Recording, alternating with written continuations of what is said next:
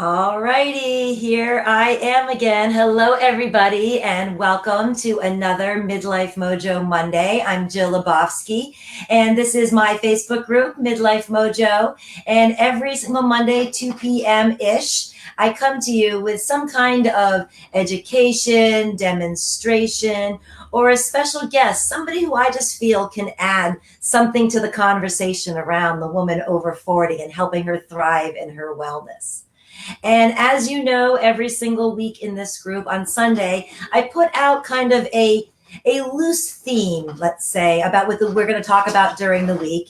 And this week, the theme was love in COVID times, right? And so I was thinking about, love and connection and how over the past year, we've really kind of had to redefine what that really looks like and what that means. And it's not always about romantic love, right? We've had to, a lot of people this time I've heard and I've seen that there's like record numbers of people adopting pets. I know I've seen so many friends who've adopted puppies or cats over this past year, having that kind of love. I know earlier this year I was looking for buy a bike and I couldn't find one. They were just all sold out because so many people, right, were out of, the nation at that point had closed down here in the States, and people were like, well, let's get back to nature and feel that connection, right? It's just that kind of connection to something like that. There are people, we've had to redefine how we do holidays. So many people, are reconnecting through Zoom, right? Like, why didn't we think of this before about having holidays for those people who were far away, or funerals or bat mitzvahs or whatever, and including everybody via the internet? And I think that's what COVID has shown us, that, there's just not one way to show somebody that you care, to connect, to get yourself connected. I know a lot of people have even worked on their own self-love during this period of time.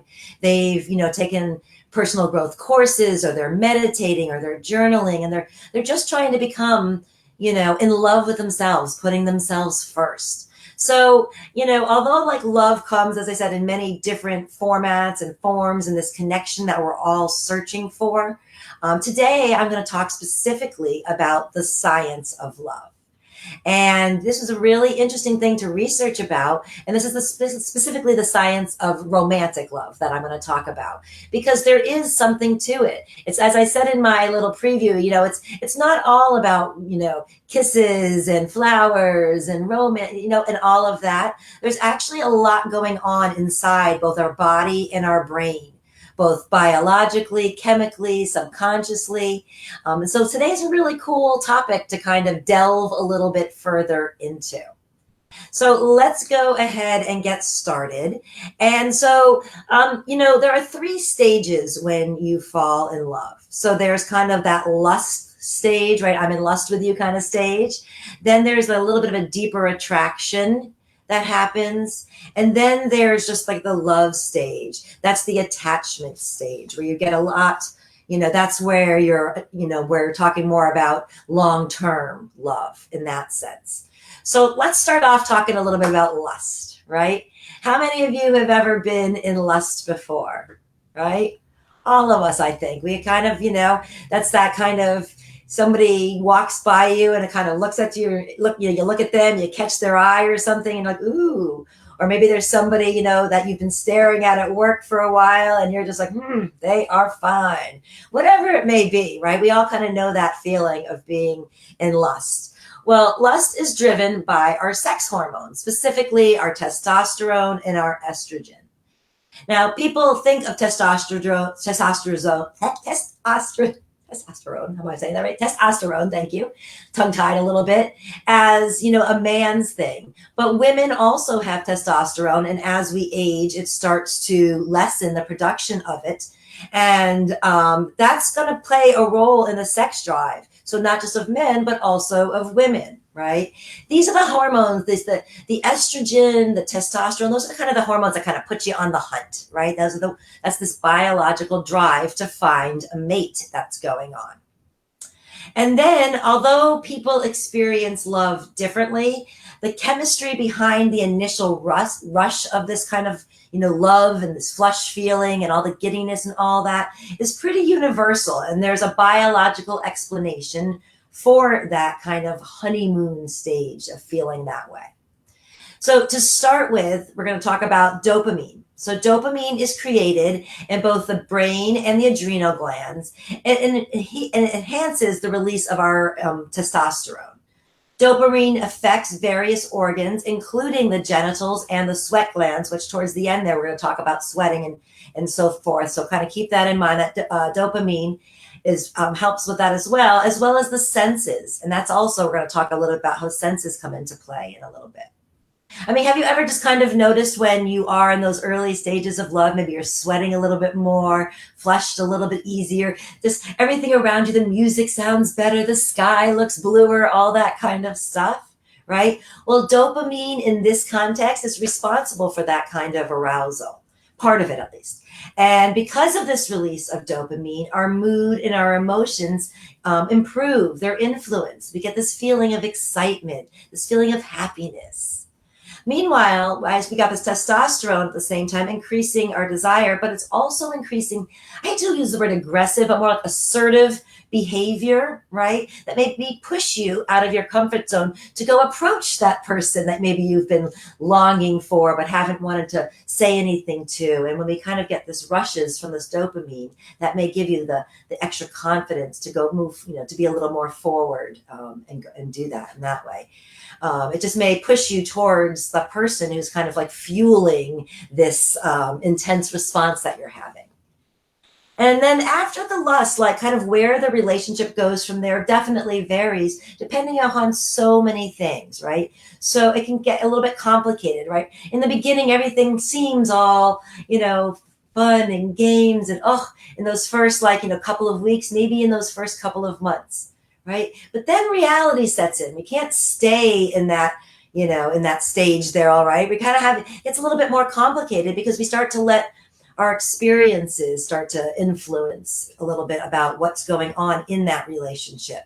So some may start to fear maybe the possibility of rejection if they get too close. Others become clingy because they're fearful of losing that person. People, may drive their lover away by doing some of their behaviors that kind of, you don't even know you're doing. They're just kind of there in the back, of these results of experiences that you've had that have gone on in life. Right. And then others just dive right in thinking, well, this might just be the one. Right. And they just don't care. Don't just blinders, jump right on in. Right. It just depends on who you are and what you've experienced. But these patterns really, they start to develop in the early stages of development, and they reflect kind of that parent-child relationship. This early relationship, although obviously not romantic, it teaches us a lot about how relationships work or about how they don't work, right? What we can expect of others or not expect of others in relationships, and whether they're just even worthwhile or not. And personally, I hate the whole blame everything on the parents kind of thing. But, realistically, it's kind of impossible to ignore the fact that something that was thrown at you visually, auditorily, in an intense way for such a strong, first of all, a formidable part of your development, when you're very impressionable, malleable, but it's just physically in front of you, right? It's hard to ignore what's in front of you and not to take that in to some degree. But, I also am a strong believer that, patterns, they may form, but they can be broken. We can overcome. We just need to recognize that there's a pattern going on. We need to recognize that maybe some of our attitudes towards love, our fears of love, or whatever it is, are wrapped up somewhere in that old story that was being told that we need to look a little bit deeper at. All right. So then the stage 2, after kind of that lust stage, is, and we've kind of, figured out where we're going. Are we moving ahead or are we not moving ahead? They call that the attraction phase. And this is the true gaga, love struck, this person walks on water. Excuse my language. I won't even say it, but this person's, SHIT, you know what I'm saying? Don't stink. Okay. And I don't like to swear too much. In my real life, I may have a potty mouth, but on video, I don't know. I don't like to do it too much. But that was definitely a saying my father always used to say, right? That stage of where you just think that person is just amazing no matter what they do. And so when people fall in love, right, they can just think of nothing else. They just notice every little detail about that person. Oh, I just love their little mole or that little crinkle in the eye, all that little stuff. And what's going on right then is there's actually a group of neurotransmitters that are doing some work, and that's why you're feeling that way. Things like dopamine, right? We just talked about that going on in the lust stage. Well, it's still going on here, and it's also activated by things like cocaine, and nicotine. So if cocaine and nicotine, two highly addictive substances, can activate our dopamine production, and love does the same thing also in this stage, kind of that addictive feeling. Some of you maybe know what that's like to be so overwhelmed in love, especially I was reading a lot about especially younger love, and definitely I can remember those feelings in those teenage stage, and how they just feel so all encompassing, right? And then there's the norepinephrine, which otherwise kind of like known as adrenaline. That's what kind of, gets the sweating going. It's what kind of gets our heart racing, our heart pumping fast when we see that person. And then one of the most important love chemicals is serotonin. And that's what might literally like send us temporarily insane, right? I don't know if you've ever done anything crazy when you've been head over heels. I will not share, nothing too bad, but I definitely have done my share of things that I'm like, oh my God, Jill, like, are you kidding me? Like just stupid stuff that I did when I was jealous in love or things like that. Again, nothing major, but just embarrassing looking back on them for sure. But at this kind of, at this like attraction stage, the norepinephrine and this phenylethylamine. I'm always so terrible at pronouncing these words. I'm just going to call it PEA as I move forward, but it's phenylethylamine for those of you who are sciencey people, right? And that leads, these two things together lead to that focused attention. So that's like when that person becomes the one, right? You start to zero in on this person that you desire, right? So you have this overwhelming feeling of like, this is my person, and it's very, very feeling of happiness. It makes you feel so much joy. Norepinephrine is a stimulant, so it also causes us to feel alert. So that's why a lot of times maybe we have trouble sleeping when we have these feelings and these initial stages of love, or we're really truly in love. That's where we kind of, these little details I was talking about is because of that as well. And then the PEA is responsible for these feelings of the giddiness. A lot of people talk about losing their appetite. They just can't eat when they're in love. Well, there's a reason for that, and it's one of these neurotransmitters. And then if the relationship doesn't last, the PEA levels fall, and that's partially responsible for sometimes the depression that people feel, that lack, that they feel when that happens. So kind of cool to realize that, sometimes what we feel and we think it's all up here in our emotions and, and I can't go on, but really there's some biological stuff that's going on too. So it kind of maybe can take you out of here and out of here, I should say, and put you into your head and think, okay, maybe what I'm feeling has something to do with what's going on inside as well. And there's an actual reward system that's going on within your body, right? Our body rewards us for good feelings. We wants more good feelings. So it sends these chemical messengers, these neurotransmitters like the dopamine, like the serotonin, to various parts of the body, including the stomach, the skin, the genitals, and other organs, which then sends a message back to the brain. So if it feels good when your genitals are stimulated, it's going to send that good feeling back to the brain, and the brain's going to say, well, I want more of that, and it's going to seek to get more of that. All right. The brain seeks what's pleasurable. That's its purpose, right? The body's and brain's purpose is not to work against us. It's not to hurt us. Its true purpose is to keep us alive, feeling good from head to toe, in and out. It's what us humans do to all of that changes things. But the body's sole purpose is truly here to serve us. And interestingly, anticipation alone can even cause these responses and stimulate this reward system. So you don't even have to, be physically touched or anything. Just the anticipation, the thought of it can actually cause this reward system to kick in. During the initial stages of love and lust, really just like looking at a picture or just thinking of the love person can really start to stimulate this reward system. So that's pretty cool, right? And then stage 3 of like the love system is the attachment phase. And this is what takes over after the attraction phase. So we've kind of had the lust those first few weeks that, can't get enough of this person. And then there's that attraction where you really that person becomes your one and only, right? That just like you want to be with that person all the time.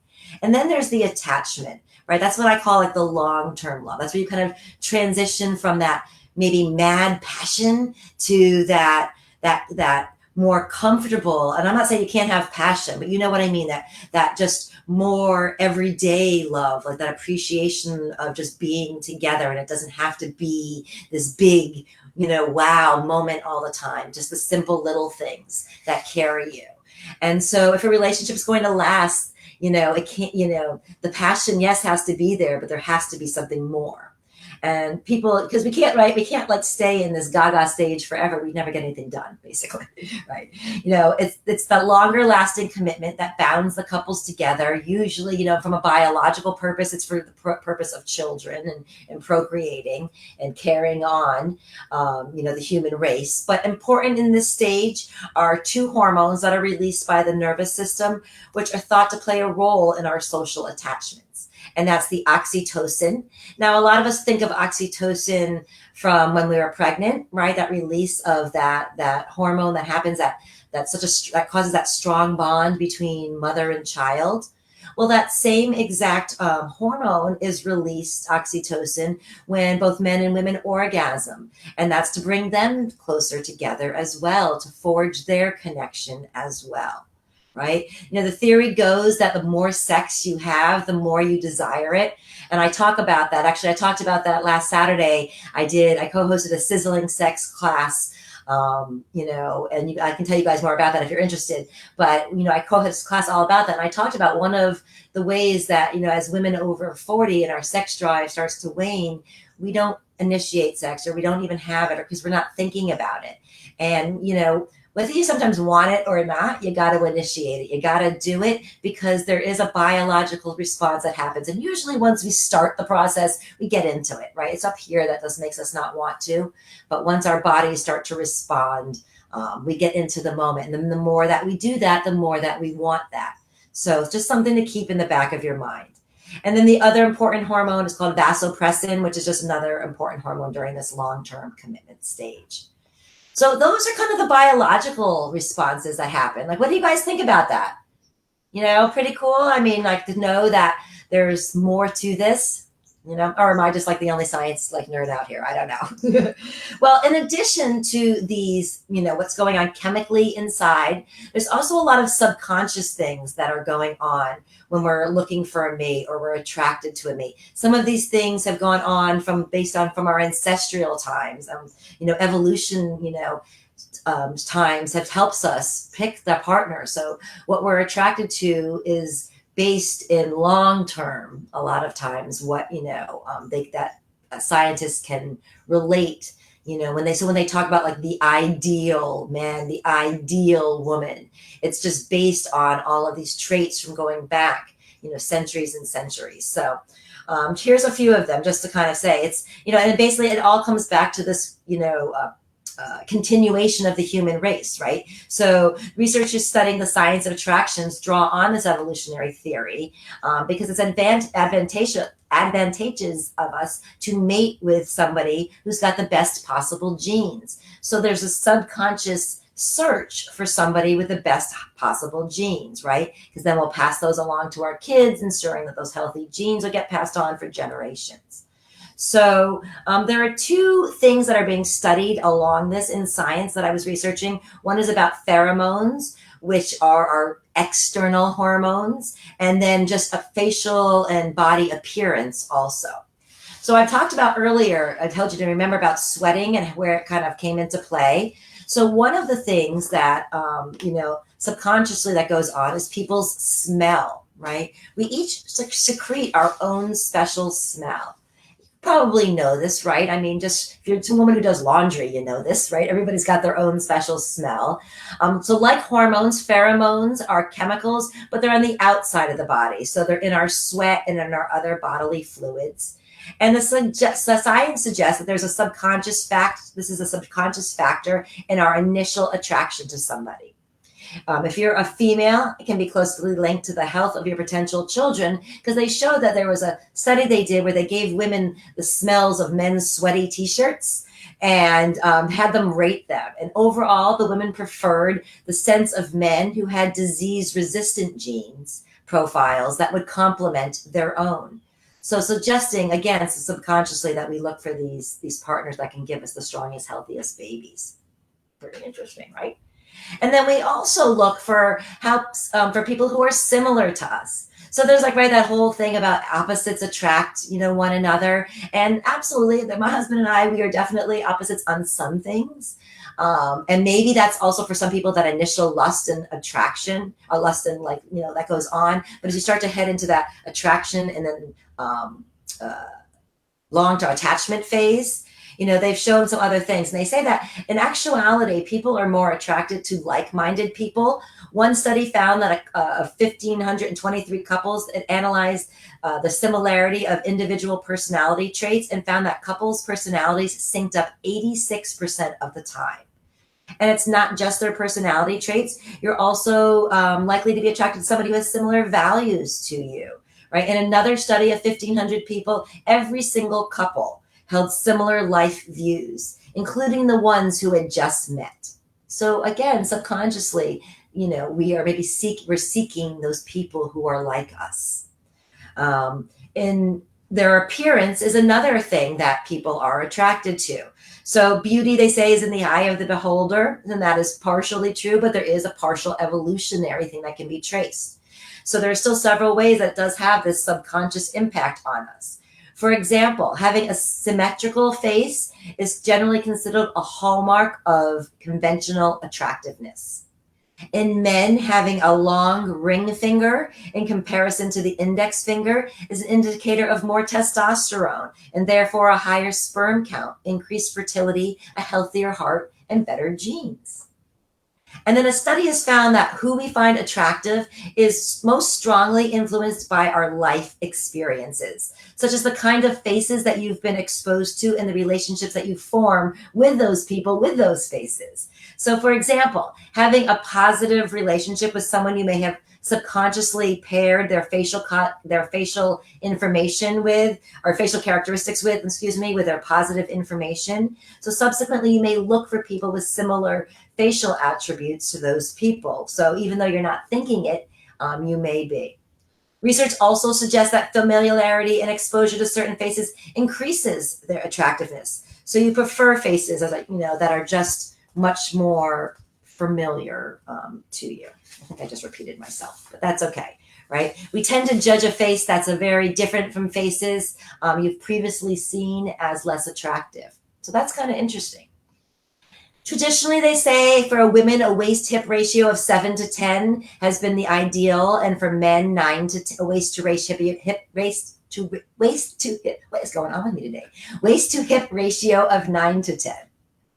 But according to one study, it's actually more important in terms of attractiveness for a healthy BMI. So apparently men find women with an 18 to 20 most attractive. It indicates good health and fertility.